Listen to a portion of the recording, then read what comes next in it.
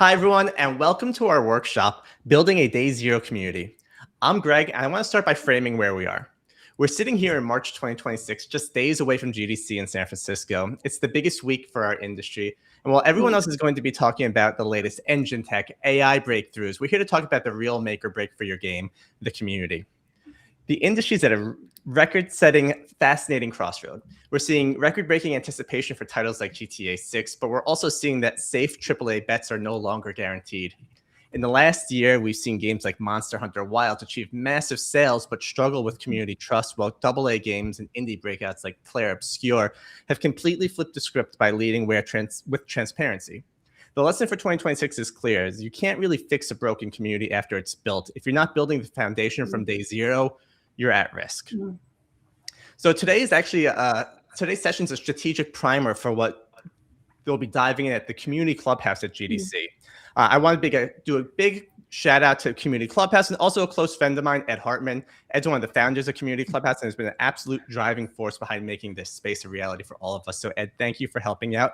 And if you're going to be in Community Clubhouse next week, check out Community Clubhouse, or at GDC, check out Community Clubhouse. It's really a can't miss destination. There'll be so many great strategies there from different studios, from my guests that are here as well. You're gonna get some great playbooks if you're there live in San Francisco. So make sure you check it out on the Tuesday of GDC. So let's talk about what we're going to be talking about today, why we're here, what we're talking about. So we're going to be talking about the community strategy from a marketing check, or moving the community strategy from a marketing checklist to a competitive advantage. How we're going to get tactical is on that day zero mindset, why community design needs to happen alongside game design, different launch traps to avoid. You know, Steam is often one of the ones that we hear a lot, but there's other silent launch or immediate kind of gotchas that hit you right when you go live. So how do you get ahead of that? And then how do you scale without burnout? Keeping it authentic, keeping it a small room, keeping it as your players kind of continue to grow. How do you keep that feeling there? So we're not just talking about moderation, we're talking about design. And to help navigate this, I'm excited to have two people who have spent years in the trenches. So first, we have Karin Johnson. She's a veteran from Magic Potion and Club Penguin, who understands the DNA of player loyalty better than anyone in the business. And we're also joined by Hege Tokerud from Aiba, who is a leading charge of how we use technology and design to protect and scale communities safely in 2026. We're going to be having a really fun conversation. If you have any questions, drop them in the chat and we'll get to them as we're going. But let's first hear from our actual panel. So thank you so much for joining us. Karin, you want to say a little bit about yourself and what you're doing, what you're building? Sure. Plug yourself. Yeah, cool. Thanks, Greg. Super excited to be back on the podcast again. Thank you for having me. I started my career working at Club Penguin for Disney. I was there for about 7 years, working on everything from the web team to the game team to the parties. And then I did a short stint in movies for 5 years working at ILM. And then I moved to Raleigh, North Carolina to take a job at Fortnite, which was super fun. I was there for about 5 years when my old boss from my Disney days hit me up and said, hey, the world needs a new Club Penguin. There isn't anything out there like that right now. The kids need a place that is designed for them, built for them, and we're the team that can do it. So I left my dream job at Epic and I joined him for Magic Potion Games as his co-founder. And we have a ton of old Penguins involved, including Lane Merrifield. He helps us out a lot. He's a strategic and creative advisor who originally built Club Penguin. So yeah, we've just launched Imagine Island a few months ago, and we're kind of trying to make that the next Club Penguin for Gen Alpha, a safe, age-appropriate place for kids to play, be social, and have fun together and feel like a belonging in an online community. So that's me. Awesome. Thank you so much for that. And as a father of 2 young kids who want to play games, I appreciate you still building that on. I remember my brother-in-law playing Club Penguin over the years. And Fortnite, we're all playing as a community. So seeing that go on for these next generations to keep playing is awesome. So thank you so much for that. And Hege, you want to say a little bit about yourself? Yeah, sure. So I'm originally from the technology and cyber security side. So and also from the investor side as well. So my first job was making new businesses for bigger corporations before I deep dived into the VC industry. So I've been working as an investor for several years. And also taken research into new companies. So Aiba, we are protecting kids and teens and other people online. So we are detecting the bad stuff that's happening in the online space. But we are, Aiba is the fifth company I took out from university research. And we've been around for several years now. And yeah, so what we do is to help all these great communities around, all the great games, to have a really good community out from Norway, Europe, now in Sweden.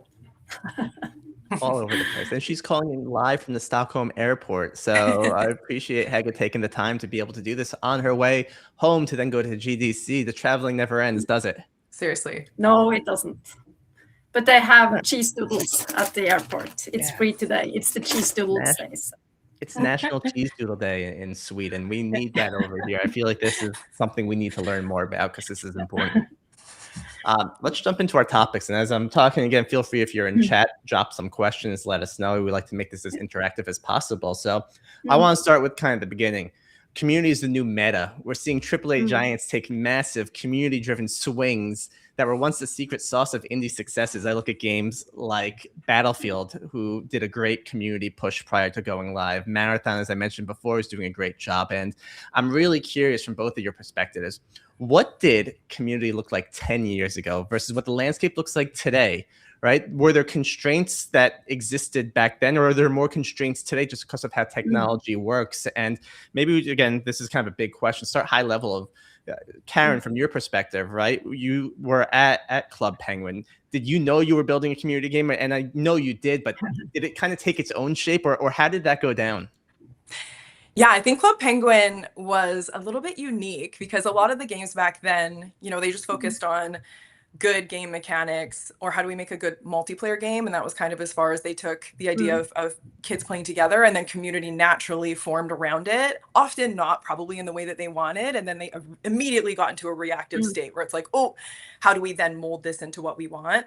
Where Club Penguin uniquely was very much built on social. It launched as Penguin Chat originally, which was just one room with a bunch of little waddling derpy penguins walking around and chatting with bubbles above their head, right? And it was a huge hit. Kids loved it. They loved just being able to walk around and talk. So obviously social and community was very much at the core of Club Penguin.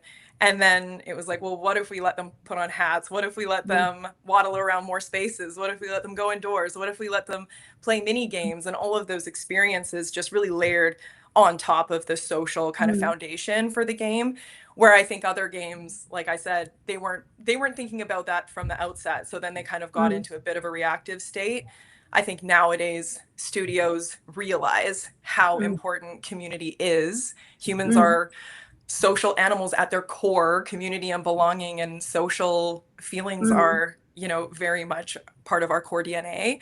We quite literally have to have it to survive. So I think people are realizing that they need to think about it from the outset. Like, what kind of community do we want to have in this world? And the more you think about that from the get-go and really build your systems and your gameplay and your, guidelines around it, so that people just kind of have it sink into their core from the get-go, really helps enable players to help each other understand how we act here, and help police actually the rules themselves when they become really passionate about it and when it's really kind of inherent to them by joining the game. Really cool. And I'm really curious, and maybe this is where Hege could also kind of jump in. This, back then you were doing Penguin Chat, right? And you were in Penguin Chat, right? These days, communities are growing not just from within games, but from external channels as well, where things get a little both more accessible because everyone can join it, but at the same time, it becomes a bit more dangerous as well because you're enabling anyone to join it. So from that perspective, and maybe Hege, you can talk about your experience as well, but I'm curious on how you take a look at kind of, and maybe we're jumping ahead of ourselves, but how has it changed on that perspective as well? Well, I can start. How I see it is before you, 10 years ago, you didn't think about what type of community you wanted to build. You just had a community and then please do as you wish. And when something bad happened, you had to run after and try to fix it. Today you can do it different, and you also see it as a growth engine. So that has been a big shift, the way I seen it. Nice. Are there any specific kind of games or communities that you've seen grow? And maybe Fortnite's an interesting example of that, because that has a good crossover from kids to adults as well, right? Whereas some of the other games are more focused on kids or adults, right? And how do you see those spaces continuing to grow from where they are? Yeah, I think there's a couple of things. One is self-identity. And I think, especially the younger audiences, and especially since the pandemic, your online persona and kind of status and who you are is almost more important to you than who you are in real life. It also removes a whole bunch of boundaries and limitations for you. It doesn't matter what you look like in real life, or if you have any disabilities, or you look like this or you look like that. You can be anyone you want online, right? So it kind of gives people this sense of empowerment that they can be who they want to be. And it also removes barriers to find people with common interests. So I think the games that really kind of lean into that are the ones that are succeeding. So giving people a bunch of like self-expression, a bunch of customization, and people are starting to not think just about how do we, create good co-op quests or guilds or things like that. It's how do we create a space where people want to come and hang out and just be together, right? So you see people just hanging out in lobbies nowadays. They might not even jump into the game for a long time. They're hanging out, they're socializing, they're emoting, they're chatting, they're waiting for their friends, they're being goofy. So I think games are starting to see this, and they're like, how does that evolve from here? So things like concerts, right? Fortnite doing their concerts. I will say Club Penguin did it first, Penguin Band, right? Everyone's like, Marshmallow was the first online concert at Fortnite. I beg to differ. I think it was Club Penguin Band. But anyways, that's neither here nor there. The Fortnite ones that were like, it's at a specific time, be there or be square. People would queue up for an hour beforehand, millions and millions of people would join in. So I think that's just going to continue to grow. And the people that are trailblazers are like, what are other experiences in real life that humans like to experience together that they might not be able to? Live sporting events, right? Super expensive. I could have a friend on the other side of the country that I want to watch the game with. Disney's thinking about this. How do we let people see movie premieres together online in an immersive game, platform like Fortnite? How do we let them watch live gaming events? So I think just continuing to push the boundaries on that is where things are headed. I think, and also, sorry, no, please, go ahead. But also following up on that, Karin, because what we also see is that when people are joining those social places, they want to have a good time, not a bad time. So that's also why it's important to also have some sort of thinking about what type of community do you actually want, and also have some guardrails as well very early, so you don't stop them in the lobby before they actually enter your game, for example. I also, you're talking about, Karin, a bit about the enabling it for more people and scaling it. And Hege, I kind of wanted to talk with you because by default, I think when you're younger, and probably older too, never mind, but people like to push the boundaries to the edges, right? And they really like to see how far can they go with something. And sometimes it's something funny, someone breaking the game, and sometimes it's nastiness. And I think maybe my personal observation is over time, people online got nastier, maybe because more people got accessible to the internet. And maybe in the Club Penguin days, well, there's still probably nastiness out there, probably didn't scale like it did now. And I'm curious, like from a tool set perspective, do you see them getting more powerful? And I feel like that's an obvious question there, but like, have you seen the tools evolve to help agents? Well, I think it's normal, and it's also very healthy that the kids and the teens are trying to push those boundaries, because I did that when I was a kid, and everyone else has done it also. And we also see that when we are helping our clients with moderation, that like playing around filters, playing around, that's part of their lives. So I don't think we're getting worse, but we're getting smarter. So I think it's a good way, but we have to help them to also show where is the boundaries. So yeah. Yeah, I totally agree. I mean, kids are going to push boundaries, and they're good kids. If, you know, your kid goes in and says something, you know, it's curiosity. What if I say this? Yeah. What's going to happen? You know, and trying to outsmart the filter. A lot of kids do that, and it doesn't mean they're bad kids. It's totally just part of human nature. But for us to kind of be there and help teach them, and I think a more authentic and a more sophisticated way than just like mute, ban, you know, but also to my earlier point about kind of empowering your community to be the first line of defense on that as well, I think is really powerful. So in Club Penguin, kids got really passionate about the Club Penguin rules. They knew what was cool and what was not in Club Penguin.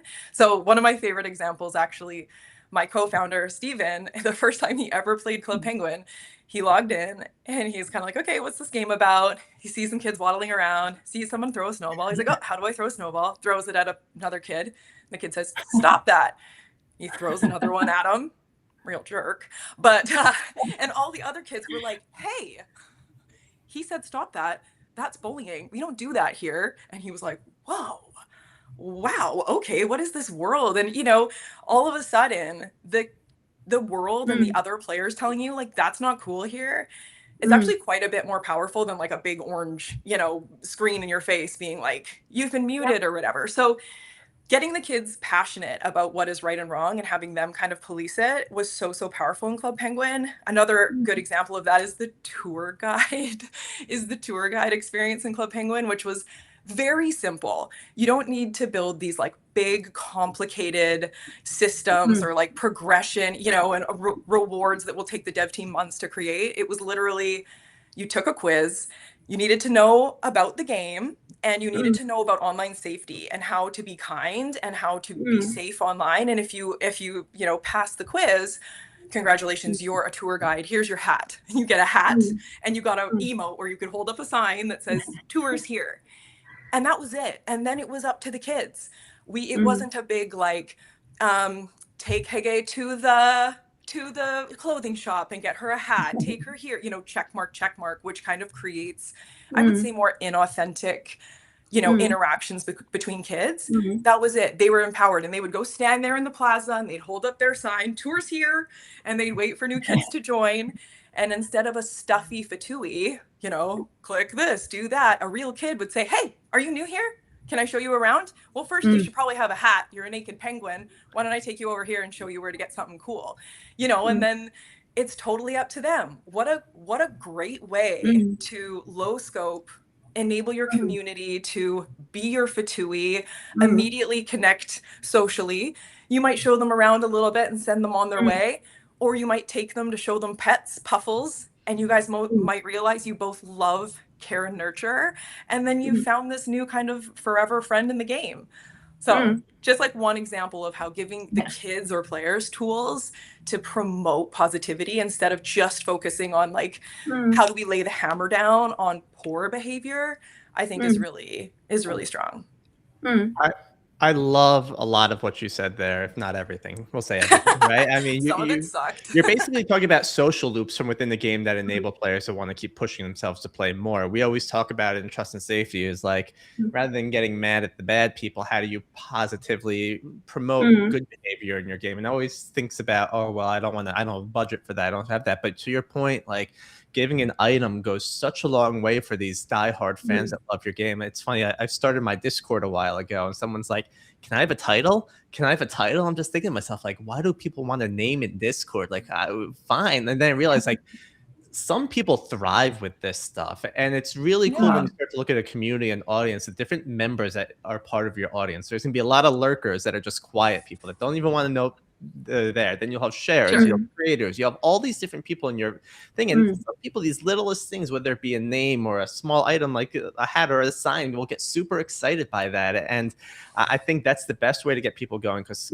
kids will protect kids. And when you started that, I also thought about real life and how important that is in like in your social settings. I think about kids at school when, like, if someone's being mean to someone, rather than a parent coming to yell at you, if you have your own friends protect you and stand up for you, it becomes so much more powerful. And it's funny, as we are kind of creating this community where it's online and offline, you see the same type of bullying happen between both. And I don't know, it's scary and exciting to kind of see how these kind of merge and what people can do about it. And I guess, Hege, a question for you is kind of, first of all, any comments on that, but kind of how can you proactively put things in place that help protect communities and kind of give them those rules?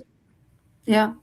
Well, what you just talked about, Karin, it also shows that the kids, they are in a safe place, so they feel safe, and they also feel like they can be themselves and they can speak out without being hammered or without someone calling them out because they're policing themselves. So, and that's also something which is super hard to build those communities. And one of the reasons, I think, because this isn't easy, but like always, if you have a plan from the beginning, from the start, then it's much more easier to follow up. So if you have community guidelines and you talk about this for your community, then it's much more easier to understand how they should behave or not. So having those community guidelines, but also how do you eventually solve the problem if you have one bad player coming in being super toxic in this super nice penguin community where everyone is walking around this and suddenly you have this ice bear coming in. So we also see that removing those super toxic players, either telling them they should behave different or take them out is important, or else the rest of the community might be broken. Yeah. Another really powerful thing too is taking away their platform in a sense. Like bad actors or kids that are pushing the boundaries, they're doing it for the audience. They're doing it for the reactions, right? So whether it's if I'm saying something mean to someone, it's the reaction that I get out of them, or it's the reaction of other people that are like, yeah, you know, and gang up. So one of the things that Club Penguin did that was really, really smart was the gray filter. So when you said something in Club Penguin, your little speech bubble popped up and you saw it and everyone saw it. If you said something egregiously bad, like a swear, you would get the immediate ban, and it was very clear that no one saw it. But if you said something that was kind of in the gray zone, like you're ugly, you're stupid, you stink, things like that, we would make it look like to you that it was said. So it would pop above your head. You thought everyone said it, and you're waiting for the reaction, and no reaction comes. Crickets, you know, and no one else sees it. So no harm has been done. And you're kind of like, oh, that was awkward. I'm a little embarrassed, you know, maybe I'll try something different. So it was like, whether intentional or not, or just an amazing fluke, it was this really positive kind of social engineering that was just like, yeah, we're going to let you think that other people saw that. You didn't. So no harm, no foul, but you feel a little silly and you're not getting that reinforcement to want to keep doing it. You'll eventually stop doing it. Or if you want to just say ugly things into the ether all day, go nuts, but the community's not going to be impacted by it. So that was another kind of cool way, I think, that Club Penguin handled that. That's really cool. Yeah. You're talking about like silent muting, right? So they think they're talking, but they're not. And I'm curious, Hege, from your perspective, like, do you have stacked ranks of what works and what doesn't work, and where would you normally rank that? Well, it depends, I would say, and also when it comes to each community, it depends also what type of ages the community is for. Totally. And also what type of game it's about, if it's a shooter game or if it's a cozy game. So I would say it depends. And also context is everything. That's also my experience as well. If I understood your question right. Yeah, no, you did. And let's kind of move on to these missteps that studios take, right? So looking back when you're either launching or getting things set up, a lot of studios forget these common 1, 2, 3s, right? You get so comfortable in your workflows. And I'm curious, are there any common kind of missteps that you would recommend people keep an eye out on, or kind of gotchas while going live? And Hege, I don't know if you have one for this one. Well, I have done so many mistakes, so we could have 100 podcasts about this. But But I think one of my biggest learning points has been, don't build too much too early. Don't think that you should have this super impressive, super finished, super polished game or platform or product, whatever. But start building it step by steps and test it with your players and customers as early as possible. I could not agree more. Yeah, that's so true. I think one of my favorite stories that is like kind of related, but not, but it is relevant to this discussion about community and people playing together and how powerful that is, was when Fortnite accidentally enabled crossplay. And I think back in the day, people thought it was technically not possible for Xbox and PlayStation players to play together, which wasn't really true. It actually took logic. They had to code to disable those players from playing together, more for like corporate politics. Xbox, Microsoft and PlayStation, they didn't want their audiences playing together because they thought it would be bad for business. So one day, from a configuration error, Fortnite launched with crossplay enabled. And I think it was actually a player that noticed it. They saw somebody in the lobby with a name that I guess it had like a special character or something that wasn't able to be used on Xbox. So they're like, how does this person have this name? And they dug into it. They're like, oh, it's a PlayStation player. What? And then Epic was like, oh, sorry, revert. Our bad, guys. Don't worry about that. And everyone's like, wait a second. We can play together and we're just not? So, after a lot of kind of negotiating and figuring out how that would work, crossplay launched. And how great was that? I think that would be a scenario of like all ships rise, right? Because instead of, well, I got a PlayStation for Christmas and my best friend got an Xbox. Guess we can't play our favorite game together. Like that sucks, right? So the fact that, lobbies got bigger, matchmaking lobbies got bigger, you had a bigger audience to connect with over shared interests and things like that. You could play with your best friends regardless of where they were playing from. Retention goes up, and I don't know the financial details, but I would assume that they all kind of, benefited from that. So I thought that was a really cool, happy accident, if you will, where it's kind of like, not only do we need to build features to promote social play, but we need to knock down barriers that make it hard for people to play with their friends. Because when they're playing with their friends, they're coming back, they're spending a longer time, and your game has more longevity. Yeah, you're talking about the community at the end of the day, right? It's the Fortnite 100%. community that came out and was just like, hey, we found this. And don't ever put it past Epic to piss off a platform, huh? They really found a way to just get everyone mad at them, huh? Very good at it, yes. We got some people talking here, so I'm just trying to read here. I'm just curious, how do you quantify community success beyond just kind of vibes? Sometimes you're in a community and it feels good, but like, how do you understand if your community is actually thriving? In my mind, and I've been thinking about why aren't more studios taking a look at how to build out community rather than focusing on UA spend? There's so much UA spend on saying, hey, we want to get our eyes in front of people. But I feel like as you look on, UA is just kind of this, we're reaching for everyone, even if we kind of target it. Whereas if you build a community, you build focused people. So kind of how do you start measuring success when you start building community? And I don't know if there's a clear answer here. So I'll leave it up to you to see who wants to go first. Happy to go first. I heard no one had said that, Greg, so that's why I'm saying that in your podcast. Yeah, go for it. I love it.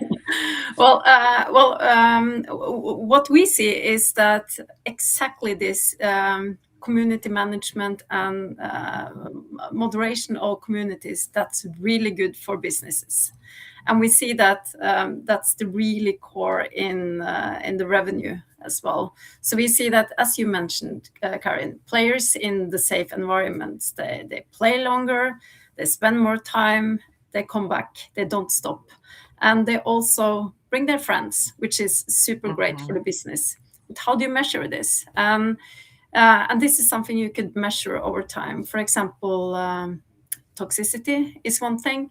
How many reports do you get? If you have a reporting system, that's something you could measure. It should go down. It shouldn't increase, in case you wondered. That's one thing. Flagged interactions, and also you could also somehow try to see how long sessions are there, how long do they play, do they play longer, or do they stop after a couple of minutes? That's something you could measure. It's so much. But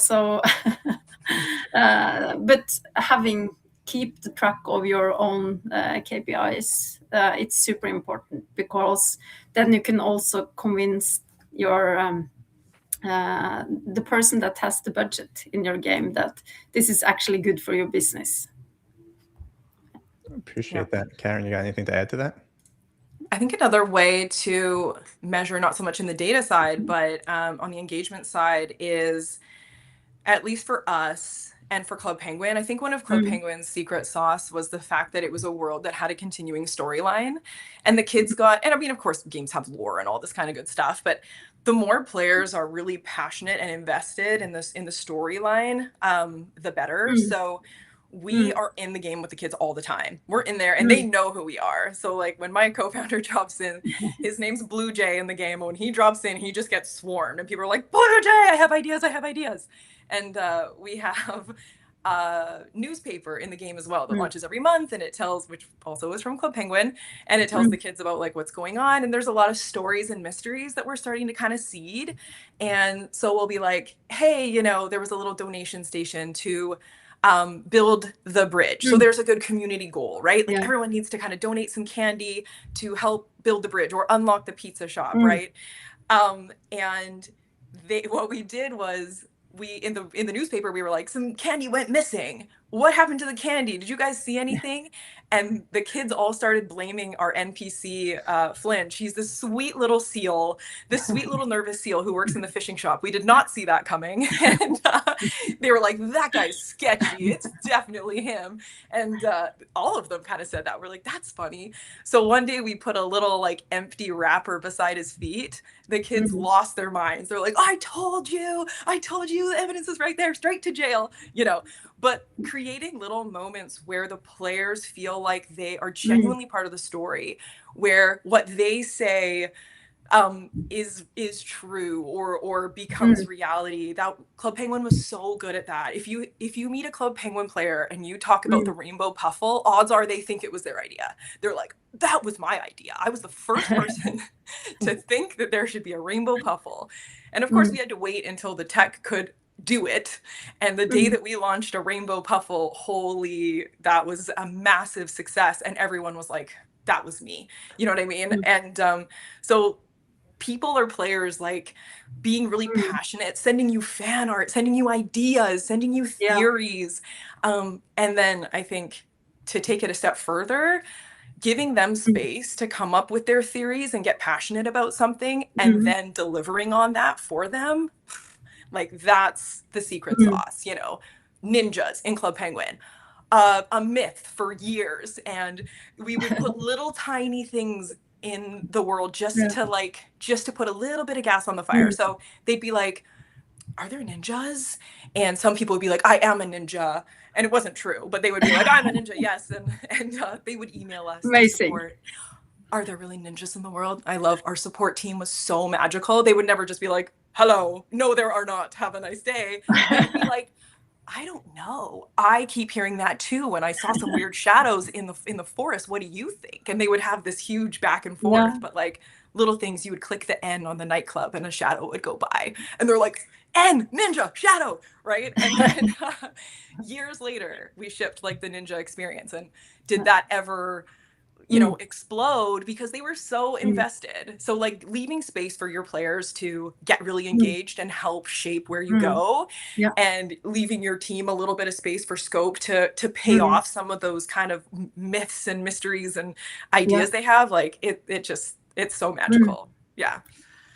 You know, I feel like we've probably had those answers in the wrong order, right? I feel like, Karin, you set the stage of what a good community kind of builds in the game, how you keep people engaged, how you keep them going. And Hege, you kind of talked about the KPIs that are measurable as they're going. And all I keep thinking about through my head is like, people that are watching this type of content are working typically in studios and they want tools for moderation to help protect their players. And the tough thing is, how do you convince a studio to do the budget and have the budget for, right? I think over time we've kind of seen this bell curve on people who want to spend in moderation, but now with community trust being top of mind, or community being top of mind, community trust needs to be at the top of mind. And I love how you mentioned the KPIs that are measurable, but do you still see it being a tough conversation for people who want to champion tools like this to get the approval in the studio to move forward?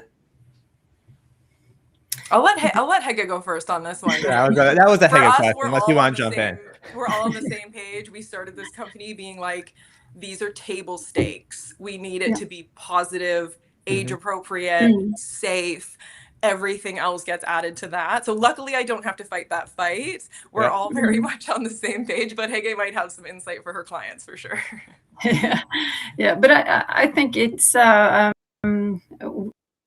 we shouldn't talk about safety as something very mystical. We should put numbers on it and also show that this is really good business, and also show that the opposite is bad. In a US study from 2023, I think we saw that the nice games they actually had 80% more revenue than the toxic games. So it shows that it's important to have, well, it's good for the business, period. It's but also keeping track on how is your community evolving. Is it getting better or is it getting worse? That's important as well. Yeah, and I think tools like Hege's tool makes this easier and more cost effective for companies, right? I mean, back in the day, we had over 100 people actively doing that for Club Penguin, right? And we were slowly building kind of the filter tech back then, but you know, with now decades ahead of time, you know, tools like Hege's tool, you can have a couple people to manage that, or you can outsource that, you know, or whatever you're comfortable with for your own kind of community guidelines. But yeah, I would say it's a lot more cost effective these days, and I think people need to see that as table stakes to have a good long game that people want to return to, like Hege said, a positive space, right? Especially if it's kids. So important. I think it's a good question, right? At what point does a studio start looking for a paid solution to moderation, right? If you're a one-man indie shop that's building a game, I think it's unreasonable to think you have all the tools. You might want to start building with scale in mind, thinking, how do I implement these, right? But I don't know, Hege, do you have like hey, if you want to get started, start here, and here's when you should start thinking about scaling and the tools you should start taking a look at? Yeah, so I would think about this at the beginning either way, and have a plan. Because if you don't have a plan and suddenly your game will turn into a big hit, then you have a big problem if you haven't thought about this. But there is a lot you can do with just one man or one woman game as well. And especially using the technology to do it as you scale. In the beginning, you can do it. You can do it very manual, but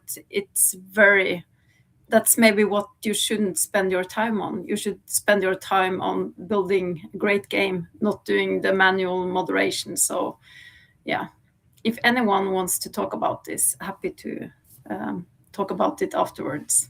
It's funny. I was having a conversation with someone yesterday, and we were talking about SaaS tools, and they're like, you don't need SaaS anymore. We have vibe coding, and vibe code can replace all that. I'm just like, but then we're vibe coding these tools that already exist. It's like we go in this circle of this build it or buy it methodology. And like talking to the studio, I'm like, you're 5 people. Like, why are you going to try building a tool when this tool exists and you can focus on building your game? And I think people think they can do everything.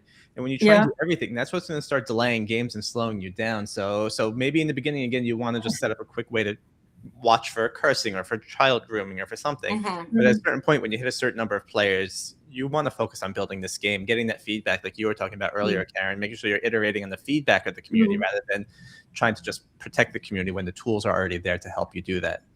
All right. Any other questions or comments or feedback? No.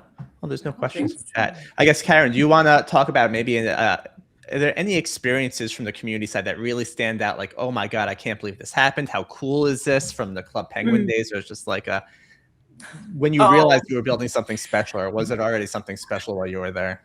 Oh, it was definitely already something special when I got there. Yeah. One of my favorites, I think I told this at GDC last year, but it was Operation Blackout. So in our production floor in the studio, we had this big whiteboard, and we had big magnets that showed everything that was launching, everything from the parties to the new games to the new features, and also any like tech, behind the scenes updates, anything company related, just a big calendar. And one day, a literal photo of that board leaked on one of our kind of fan blogs, and everyone was like, what, who's the mole? It was pandemonium. We came into work that day, the whole floor was locked down. It was like, we need to figure out who leaked this thing. But the funny part was, even though it had every party that we hadn't announced, every mini game coming out, the kids laser focused on this magnet that said blackout. And it was over Christmas break, and all it meant was no launches, right before you go out on release. Very common for studios to stop releasing content to try not to have bug fixes and bug their team over the holidays. So it just said blackout, and they were like, what is the blackout? Oh my gosh, I bet Herbert, who was the bad polar bear in the lore of Club Penguin, I bet Herbert's coming. I bet this happens. I bet that happens. Again, the kids went wild with this theory about what blackout was. And of course, I don't think we shipped that for a year, maybe two. It was a while, but we built Operation Blackout. And it was the most successful party that ever happened in Club Penguin. And it was just kind of, again, what a happy, weird mistake. But like, give the audience just like a tiny little thread and see what they kind of untangle from it. And then go to that. I guarantee what your audience comes up with and what they get passionate about is going to be better than what the best game designers and experts in the world can ever come up with in a room. So like, let them be the game designers, ship that, and then they think that they predicted the future, but really they just told us what they wanted and we heard them. So that's one of my favorite stories too. I love that. And in the world of like transmedia blowing up right now, people loving transmedia, I feel like when people start creating their own lore, their own, like, once you have people creating stuff, all of a sudden you got your little flywheel there and you're good to go, right? You have creators, shares, everything. And like, that's so cool. And it's just fun to hear them kind of create their own tale. Then you're probably like, oh, well, we can do this. You did the same thing with the ninjas and the other stuff, right? It's like you find these threads and all of a sudden you got your new DLC. Exactly. Hege, I'm curious from your perspective. I remember talking with your team at PGC London. Some of the technologies and tools you're creating are unlike anything I've seen in the space before. And I'm curious, like, how do you think of this stuff? Like, you have some great minds there. You're like, how do you combat the latest? I go back to the spam filter days because I worked a lot in spam filtering. And you create a great spam filter, and then spammers find a way to get around it, right? Like, how are you staying ahead of the game? I mean, yeah, it's fascinating. Yeah, well, I think it's all about getting the right people to work together, and it's somehow like how you did it with new features in the game, Karin. It's so when you have the best people and they discuss this, and we are testing new features like every day. And what we also see every day is that the bad actors always gets through the filter. And then we have to figure out, how did I do this? And then we improve, like every single day. And that's also the reason why vibe coding, a moderation platform, might sound like a great idea at day one, but at day two, it might be outdated. So, but I mean, and also like moderation it's a little bit more complex than it seems like, and it's not just one filter that can solve everything, or so it's like trying to fix the whole problem, trying to find the bad actors, not just the bad content. I think having the people that find the smart and good ideas is the key to move forward together with the best customers, of course. I think it's well said. I think often people want to just control everything, but if you find good people who are smart people that can take the ball and run with it, you hire people to trust them and run with it. So if you hire the best people, you'll build the best product. And I think you're creating some really kind of cutting edge tools at Aiba. So I'm really excited to see as time goes on. Before we do wrap up, Karin, you want to talk to us a little bit about your game and pitch your game, and I'll put a little QR code up top if you guys want to scan it. Oh my Scan it to bring you gosh. to the website, but let us know about the Yeah, game.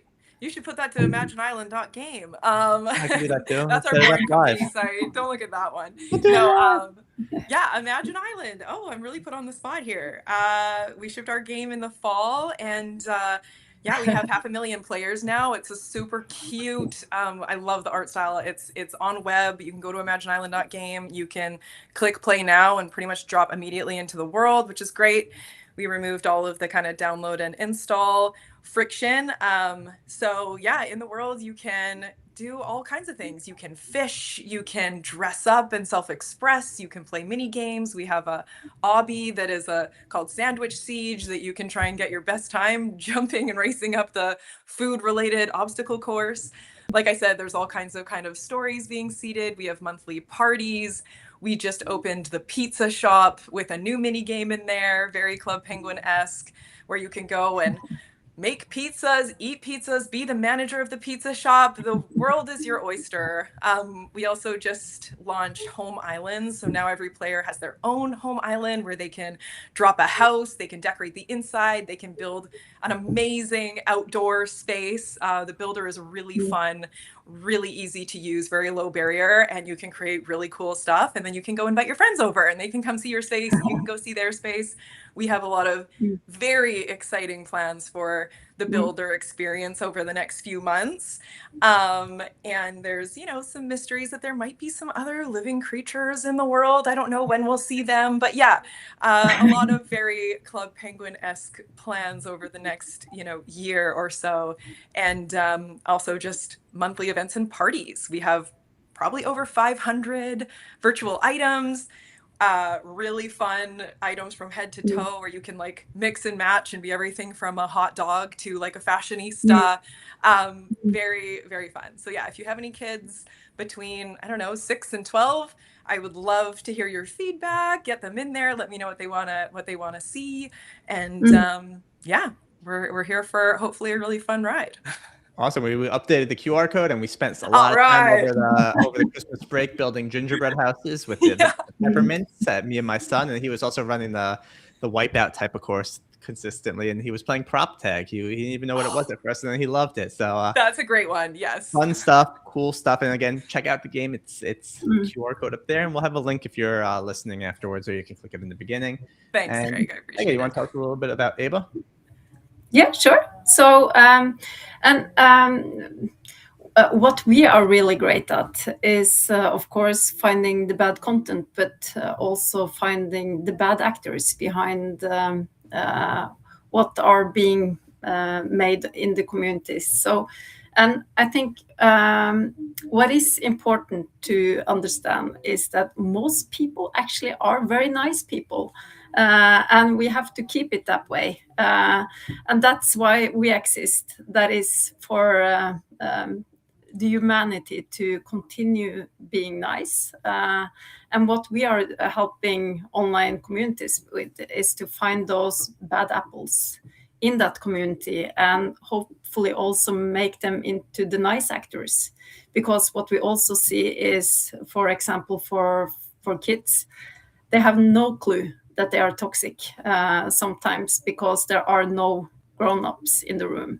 So in our system, it's also possible to have these warnings inside our tool as well. So we can give them a warning and also give them an advice how they can change. It's great. You know, I think in order to kind of fix these behaviors, like you said, with a child, they need to understand what they did wrong. And I think that feedback loop is important, whether you're building a game, whether you're building a moderation platform or whatever. So I think that's awesome. Can I add one little thing, Greg? No, I think no, your mic is cut. Just doubling on that, one thing we've seen a lot, and you know, at Club Penguin as well, is kids, not only, you know, on the side that they don't know that they're toxic, kids love to try and share their personally identifying information. And they're not doing it. They don't know that it's bad, right? They're like, hey, this is my real name. I just turned 9. That's my sister. I'm like, our mom drives this type of car. I live in this state. And you're like, you know, so using a tool like Hege's to also compartmentalize that is sharing PII and teach them, give them like real feedback that's like, hey, you can't say that stuff and this is why. These are the types of things you can't say. Like really take that time to explain to them, because in those scenarios, they're not being mean. They just don't understand yet. And it's our responsibility, especially when dealing with young kids, to teach them how to be safe. Because I mean, a lot of parents aren't even that kind of savvy in the online safety and stuff like that. So we take that really seriously as our own responsibility. But specific feedback, and to Hege's point, teaching people and giving them positive loops as well as the feedback on the negative loops, I think all kind of works together to create a good community. So yeah, I completely agree. And also to add on that, I think we still need humans.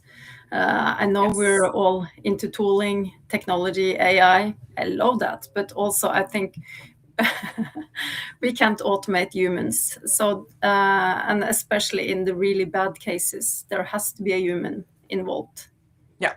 Yeah. And they're always going to stay, like, you need Hege and her team that's going to stay one step ahead of the kids and the audience, because they are always crafty and trying to find the next way around the tech. So like being able to set it and forget it with somebody like Hege's team and focus on making your product magical, I think is really important, because it's never and we're done here job. The tech has to evolve with the audience all the time, or you're going to be behind, to Hege's point, maybe even the next day. So yeah.